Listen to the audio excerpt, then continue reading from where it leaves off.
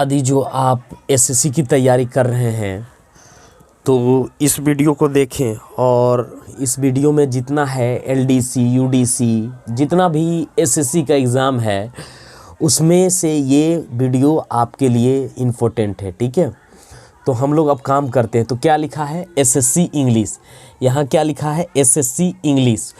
और तो इंग्लिश तो क्या कह रहा है, English is the mixture of every language. कह रहा इंग्लिश है, इंग्लिश मिक्सचर, प्रत्येक भाषा का मिश्रण है। इंग्लिश क्या है, प्रत्येक भाषा का मिश्रण है। यानी कहने का मतलब है कि इंग्लिश जो है ये प्रत्येक भाषा का मिश्रण है। यानी दुनिया में जितना भी भाषा है उसका इंग्लिश क्या है, एक मिश्रण है। ठीक है, यहाँ तक समझ में आ गया होगा कि इंग्लिश क्या है, प्रत्येक भाषा का मिश्रण है। तो इंग्लिश क्या है, तो यहाँ देखिए अल्फ़ाबेट, अल्फ़ाबेट का हिंदी होता है वर्णमाला। तो यहाँ क्या कह रहा है, alphabet is symbol of sound, symbol मतलब SYMBL, सिंबल ऑफ साउंड। कह रहा है अल्फ़ाबेट जो है सिंबल ऑफ साउंड यानी संकेत है। क्या है, संकेत है। Alphabet is a symbol of sound यानी संकेत है। तो ABCD क्या है, एक आवाज़ है। जैसे A क्या है, एक आवाज़ है, B क्या है, आवाज़ है, C क्या है, आवाज़ है, D क्या है, आवाज़ है, E क्या है, आवाज़ है। तो ये जितना भी आपको A से Z तक लेकर दिखाई दे रहा है ये सब क्या है, एक आवाज़ है। Alphabet is a symbol of sound यानी कहने का मतलब आप जितने भी आवाज़ है ये सब क्या है, आवाज़ है। उसके बाद यहाँ से हम लोग आगे बढ़ते हैं। There are 26 letter in English alphabet. Alphabet यानी अंग्रेजी वर्णमाला में 26 लेटर है। कितने, 26 लेटर यानी 26 लेटर हैं। जैसे मान लीजिए ABCDEFGH, तो ये क्या है, ये सब लेटर है यानी 26 लेटर है। तो अंग्रेजी वर्णमाला में कितना लेटर है, 26 लेटर। हाँ, और एक बात, आप जरी जो ट्रांसलेशन जो पूरा पढ़े हैं तब उसका ये ट्रांसलेशन एसएससी में आइए, 12th पास हो तब आइए। ठीक है, जितना भी हम ट्रांसलेशन बनाए छोटा से छोटा आप उसको देखिए, उसके बाद ये वाला समझ में आएगा क्योंकि ये इंग्लिश लैंग्वेज है। ठीक है, ये थोड़ा स्टैंडर्ड है बहुत। तो देयर आर 26 यानी 26 कितना है, अंग्रेजी वर्णमाला में कितना है, ये 26 गो लेटर है। तो जैसे ABCD ... तक है ना। उसके बाद कह रहा है there are 5 vowels, there are 5 vowels, कितने वोवेल्स हैं, 5 वोवेल्स है। There are 5 vowels letters in English, अंग्रेजी में कितने वोवेल्स है, 5 वोवेल्स है। अल्फ़ाबेट जैसे एज, ए क्या है, वोवेल्स है, IOU, ये 5 क्या है, वोवेल्स है यानी लेटर्स है। यहाँ तक समझ में आ गया। उसके बाद यहाँ से हम लोग आगे बढ़ेंगे। There are 21 consonants, there are 21 consonant in English alphabet. अंग्रेजी वर्णमाला में कितने हैं, 21 गो कॉन्सोनेंट है। रेस्ट ऑफ वोवेल, वोवेल को छोड़कर जो भी है उसे क्या बोलेंगे, कॉन्सोनेंट कहेंगे। ठीक है, कॉन्सोनेंट कितने हैं, कॉन्सोनेंट कितने हैं, 21 गो। उसके बाद हम लोग आगे बढ़ेंगे यानी वर्ड, वर्ड का हिंदी होता है शब्द। A word is group of letters that's complete meaning. यहाँ क्या कह रहा है, अक्षरों के समूह, अक्षरों के समूह जो हमें पूरा अर्थ देता है उसे क्या कहेंगे, वर्ड कहेंगे यानी शब्द कहेंगे। एज जैसे एज, डी जैसे DOG डॉग, जैसे डी हो गया, O हो गया, G डॉग हो गया, RAT rat, MAT mat, ETC। लेकिन देखिए यहाँ क्या है, डी क्या है, एक लेटर है, O क्या है, लेटर है, G क्या है, लेटर है, RAT रैट, रैट भी क्या है, एक लेटर। जब तीनों मिल गया शब्द बन गया। MAT मैट, ETC ये सब क्या है, ये अक्षरों के समूह जो हमें पूरा अर्थ देता है इसे वर्ड कहते हैं। उसके बाद सेंटेंस, सेंटेंस यानी सेंटेंस का हिंदी होता है वाक्य। ये sentence is group of words, क्या है, group of words that's give complete meaning sense. और क्या देता है, अक्षरों के समूह जो पूरा अर्थ दे उसे वाक्य कहते हैं। जैसे राम इट्स अ मैंगो, तो ये पूरा क्या हो गया, ये सेंटेंस हो गई यानी शब्दों के समूह को हम वाक्य कहते हैं। तो राम इट्स अ मैंगो। मान लीजिए आई एम क्या कहेगा, एक सेंटेंस कहेगा, तो नहीं, तो कह रहा राम इज अ बाय, तो ये क्या हो गया, राम एक वर्ड हो गया, इस मिलके सेंटेंस बन गया। आई एम पुअर, ये सेंटेंस बन गया। उसके बाद यहाँ से हम लोग आगे बढ़ेंगे। कह रहा है sentence is mainly divide into 3। कह रहा है सेंटेंस को मुख्य रूप से कितने भागों में बांटा गया है, 3 भागों में बांटा गया। पहला बांटा गया है सब्जेक्ट, उसके बाद वर्ब, उसके बाद ऑब्जेक्ट। सब्जेक्ट का हिंदी होता है कर्ता, वर्ब का हिंदी होता है क्रिया, ऑब्जेक्ट का हिंदी होता है कर्म। सब्जेक्ट उसे कहते हैं, काम करने वाले को सब्जेक्ट कहते हैं, और काम जिसके द्वारा होता है उसे क्रिया कहते हैं, जिसके बाद ऑब्जेक्ट कहते हैं। उससे बाद हम लोग आगे बढ़ेंगे। यहाँ देखेंगे सब्जेक्ट, यानी सब्जेक्ट का हिंदी होता है कर्ता। तो क्या कहता है, a subject is door an action. क्या कह रहा है, सब्जेक्ट, ए सब्जेक्ट, वैसा कर्ता जो काम करता है, यानी कर्ता डोर मतलब करने वाला, subject is an action, subject जो काम करता है उसे क्या बोलते हैं, उसे सब्जेक्ट बोलते हैं। तो subject is door an action, जो काम करता है उसे क्या बोलते हैं, कर्ता बोलते हैं। जैसे मान लीजिए क्या कह रहा है, subject is a door an action. जैसे राम इट्स अ मैंगो, तो क्या कह रहा है, राम इट्स अ मैंगो।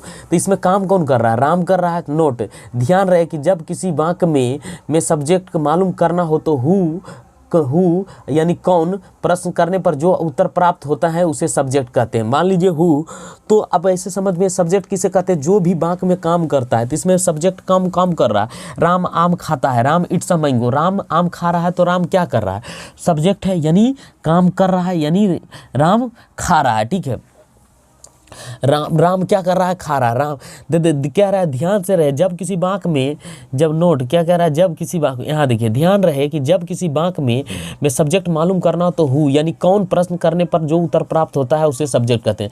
मान लीजिए हमको यहाँ देखते हैं, राम इट्स अ मैंगो, तो कह रहा है राम आम खाता है, राम एक आम खाता है। तो कह रहा है who does eat a mango, कौन एक आम खाता है। तो आंसर में हु डज ईट, तो आंसर में क्या आ जाएगा, आंसर में आ जाएगा आपका राम, RAM, राम आ जाएगा। यहाँ तक कोई दिक्कत है, आगे बढ़ते हैं। उसके बाद भर्ब क्या कह रहा है, भर्ब का हिंदी होता है क्रिया, यानी कर्ता द्वारा जो भी काम किया जाता है उसे क्रिया कहते हैं। तो भर्ब क्या कह रहा है, क्रिया। ए भर्ब इज एन एक्शन और पोजीशन ऑफ अ सब्जेक्ट। क्या कह रहा है, भर्ब इज एन एक्शन और पोजीशन ऑफ सब्जेक्ट। क्या कह रहा है, जो क्रिया क्या है, जो पोजीशन, स्थान बताता है सब्जेक्ट को, समझ में आ रहा है ना, उसे क्रिया कहते हैं। यानी ऐसे भी समझिए, verb is so an action, तो जो भी हम काम करते हैं, यानी जिसके द्वारा हमारा काम किया जाता है उसे क्या बोलते हैं, जो भी हम काम करते हैं, यानी एनीथिंग, कुछ भी काम करते हैं उसे हम बोलते हैं भर्ब, यानी जो भी हम लोग भी काम करते हैं उसे भर्ब कहते हैं। जैसे मोहन, मान लीजिए मोहन इट्स अ मैंगो, तो मोहन क्या है, मोहन क्या करता है, मोहन क्या है, मोहन सब्जेक्ट है, इट्स क्या है, भर्ब। मोहन द्वारा क्या खाया, क्रिया किया जा रहा है, खाया जा रहा है। आम ने, मैं खाता हूँ, तो खाना क्या हुआ, क्रिया, यानी मैं खाता हूँ तो खाना, जितना भी रोना धोना मोना स्लीपिंग बीपिंग ये सब क्या हो गया, क्रिया हो गया। उसके बाद जितना भी हम लोग काम करते हैं, जैसे खाना पीना रोना, यानी हम लोग ह्यूमन बीइंग जो भी काम करते हैं उसे क्रिया कहते हैं। यहाँ नहीं समझ में आया तो यहाँ से समझिए। देखिए यहाँ कह रहा है, नोट, प्रायः जिस शब्द के अंत में ना से हो उसे प्रायः भर्ब की श्रेणी में रखा जाता है। यानी हिंदी में बोलेंगे तो खाना पीना रोना पढ़ना लिखना इत्यादि, जैसे ईट हो गया, ड्रिंक हो गया, बीप हो गया, रीड हो गया, राइट हो गया, ये सब क्या है, ये सब आपको पता है, ये सब भर्ब है। इसको इंग्लिश में कहते हैं, मान लीजिए इसको ईट कहेंगे, इसको ड्रिंक कहेंगे, इसको बीप स्लीप कहेंगे, इसको रीड, इसको राइट इत्यादि, ये सब क्या है, भर्ब, यानी हमारे द्वारा जो भी काम किया जाता है उसे क्रिया कहते हैं। यहाँ से जब हम लोग आगे बढ़ेंगे, उसके बाद यहाँ से जब हम आगे बढ़ेंगे तो कह रहा है ऑब्जेक्ट। क्या कह रहा है, an object is a word. क्या कह रहा है, एक ऑब्जेक्ट, भाई ए ऑब्जेक्ट क्या है, एक वर्ड है, डैट इफेक्टेड यानी प्रभावित करता है, by the word of subject. Subject को जो प्रभावित करता है उसे ऑब्जेक्ट कहते हैं। ठीक है, सब्जेक्ट को जो प्रभावित करता है उसे ऑब्जेक्ट करते हैं। तो जैसे यहाँ हम लिख देखते हैं, जैसे राम इट्स अ मैंगो, तो राम क्या है, सब्जेक्ट है, इट्स क्या है, मैंगो है, ऑब्जेक्ट क्या है, ऑब्जेक्ट। देखिए यहाँ ऑब्जेक्ट में कौन आ जाएगा, तो ऑब्जेक्ट में आ जाएगा आम। तो आम क्या है, तो अब देखिए आम ऑब्जेक्ट है, यानी काम करने के बाद जो फल मिलता है उसे ऑब्जेक्ट करते हैं। अब हम लोग यहाँ से इसको देखेंगे कि नोट, ध्यान रहे कि व्हाट और हुम किसके प्रश्न करने पर जो उत्तर प्राप्त होता है उसे ही ऑब्जेक्ट प्राप्त होता है। जैसे राम इट्स अ मैंगो, तो व्हाट डज इट राम, तो कह रहा है आंसर में राम इट्स अ मैंगो। तो देखिए व्हाट डज, राम क्या खाता है, तो राम क्या खाता है, तो राम इट्स अ मैंगो, तो राम क्या है, तो राम आम खाता है। तो आम से पता चल गया। ध्यान रहे कि व्हाट यानी क्या और हुम किसके प्रश्न करने पर जो उत्तर प्राप्त होता है उसे ही वाक्य का क्या कहेंगे हम लोग, उसे ही ऑब्जेक्ट कहेंगे। यहाँ तक समझ में आ गया होगा। अब हम लोग आगे बढ़ते हैं। उसके बाद यहाँ कह रहा है राम किल्ड अ रावण, तो कह रहा who did Ram killed, Ravan को किसने मारा, तो आंसर में क्या है, आंसर में Ram, who did Ram killed, Ram ने किसको मारा, तो रावण को। अब यहाँ से हम लोग आगे बढ़ते हैं, यहाँ से आगे बढ़ने का मतलब है हम लोग कहते हैं लैंग्वेज, लैंग्वेज का मतलब होता है भाषा।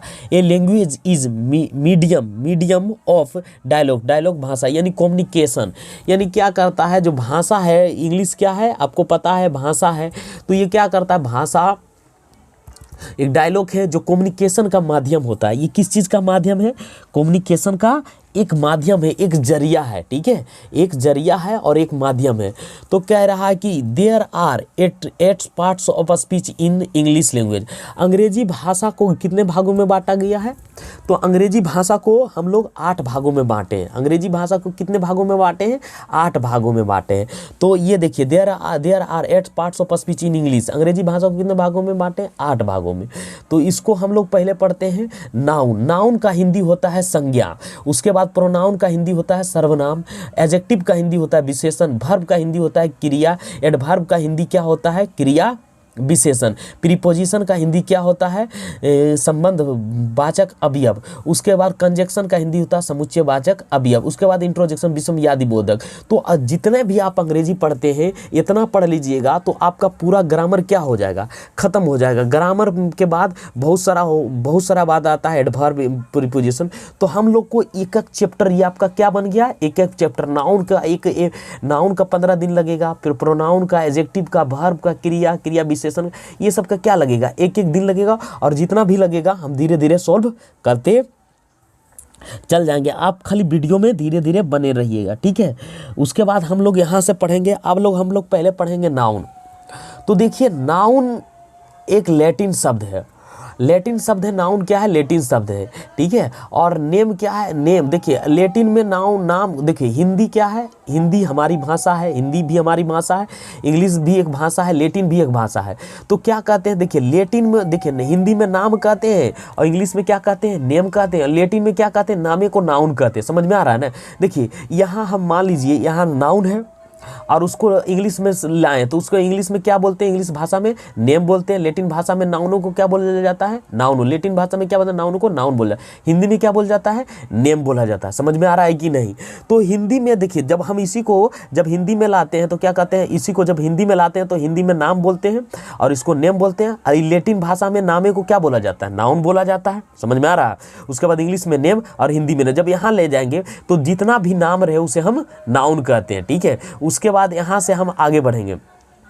उसके बाद noun is a name of anything, है ना, noun is a name of anything. कह रहा है किसी भी नाम को हम क्या कह रहे हैं, एनीथिंग, यानी मतलब कोई भी नाम को हम क्या कहेंगे, नाउन कहेंगे। यानी दुनिया में जितना भी नाम है उसे हम क्या कहेंगे, नाउन कहेंगे। तो यहाँ कह रहा है noun is a naming of anything, कह रहा है noun is a naming word, noun is a naming word, यानी जो भी नाम रहे उसे हम क्या कहेंगे, नाउन कहेंगे। जैसे राम, मोहन, पटना, रांची, दिल्ली, इटीसी। और उसके बाद यहाँ से आगे बढ़ेंगे तो उसके बाद क्या कह रहा है, उसके बाद देखिएगा ये नोट से मैं पढ़ा रहा हूँ, एसएससी नोट से, ठीक है। उसके बाद यहाँ से नाउन समझ में आ गया ना, दुनिया में जितना भी नाम है उसे हम नाउन कहते हैं ना। उसके बाद यहाँ से अब समझना है, कह रहा है if noun divided on the basis of caste, क्या कह रहा है, if noun divided on the basis of caste it's found FOU and found into 5 parts. अगर नाउन के जाति के आधार पर बांटा जाता है तो 5 भाग प्राप्त होता है। नाउन को जाति के आधार पर बांटा जाता है तो कितने भाग प्राप्त होता है, 5 भाग प्राप्त होता है। यहाँ लिख रहा है if noun divided on the basis of caste it's found into 5 parts. अगर नाउन को जाति के आधार पर बांटा जाता है तो 5 भाग प्राप्त होता है। तो वो कैसे होता है 5 भाग प्राप्त, तो उसके बाद देखिए यहाँ ये होगा प्रॉपर नाउन। उसके बाद प्रॉपर नाउन है ना, प्रॉपर नाउन का हिंदी होता है व्यक्तिवाचक संज्ञा। उसके बाद कॉमन नाउन का हिंदी होता है जातिवाचक संज्ञा। कलेक्टिव नाउन का हिंदी होता है समूहवाचक संज्ञा। मटेरियल नाउन का हिंदी होता है, यहाँ देखिए मटेरियल नाउन का हिंदी होता है द्रव्यवाचक संज्ञा। अब्स्ट्रैक्ट नाउन का होता है भाववाचक संज्ञा। तो यहाँ हम लोग नाउन को कितने चौची के आधार पर बांटे हैं, नाउन के हम लोग यहाँ जाति के आधार पर बांटे हैं। तो कितने भागों में प्राप्त हो गया, 5 भाग, proper noun, common noun, collective noun और मटेरियल नाउन, अब एब्स्ट्रैक्ट नाउन। ठीक है, हम नाउन को 5 भागों में बांटे। अब हम सबसे पहले पढ़ेंगे प्रॉपर नाउन के, प्रॉपर नाउन। तो यहाँ से ज़्यादा वीडियो लंबा हो जाएगा तो हम पार्ट 2 में पढ़ाएंगे। ठीक है, ये इतना ही तक आज रहने देते हैं, और अब क्या रहने देते हैं। ठीक है।